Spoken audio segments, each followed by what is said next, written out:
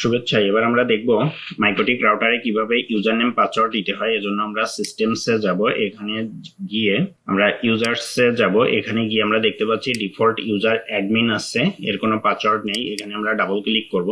Double click করে যেখানে আমাদের সর্বশেষ যে অংশটি আছে পাসওয়ার্ড, এখানে ক্লিক করলে আমাদের নিউ পাসওয়ার্ড এখানে দিতে বলছে। আমরা একটি পাসওয়ার্ড দেই, পাসওয়ার্ডটি কনফার্ম করব। অ্যাপ্লাই দিলাম, ওকে দিলাম, অ্যাপ্লাই দিলাম, ওকে দিলাম। অর্থাৎ আমাদের এখন একটি পাসওয়ার্ড সেট হলো। এখন কিন্তু আমরা চাইলে আর পাসওয়ার্ড ছাড়া এখানে প্রবেশ করতে পারবো না। এরপর আমরা আবারও যদি আমরা সেকেন্ডারি অ্যাডমিন তৈরি করতে চাই, সেক্ষেত্রে আমরা প্লাসে ক্লিক করব। প্লাসে ক্লিক করে আমরা যেখানে ইউজার আছে, আমরা এখানে একটি ইউজার নেম দিব। আমরা এবিসি নামে একটি ইউজার নেম দিলাম, এবং এর কতটুকু ক্ষমতা থাকবে, তার কি ফুল পাওয়ার থাকবে নাকি শুধু রিড অনলি থাকবে, অর্থাৎ শুধু সে দেখতে পারবে, কিছু করতে পারবে না, রাইট দিব না ফুল দিব, সেটি এখান থেকে নির্ধারণ করে দিতে হবে।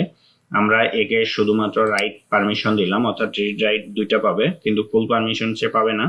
এর একটি পাসওয়ার্ড দিব, পাসওয়ার্ডটি কনফার্ম করব, অ্যাপ্লাই দিব, ওকে দিব।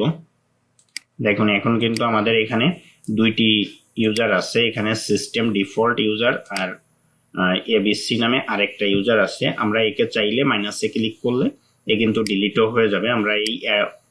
আমরা আরেকটি অ্যাডমিন ইউজার ক্রিয়েট করে তাকে ফুল পারমিশন দিয়ে আমরা কিন্তু আমাদের এই ডিফল্ট যে অ্যাডমিন ইউজার, একেও আমরা ডিলিট করে দিতে পারি। তো এটি আসলে ইউজার নেম পাসওয়ার্ড ক্রিয়েট করা এই ছোট্ট একটু কাজ, এটাই ছিল। ধন্যবাদ সবাইকে।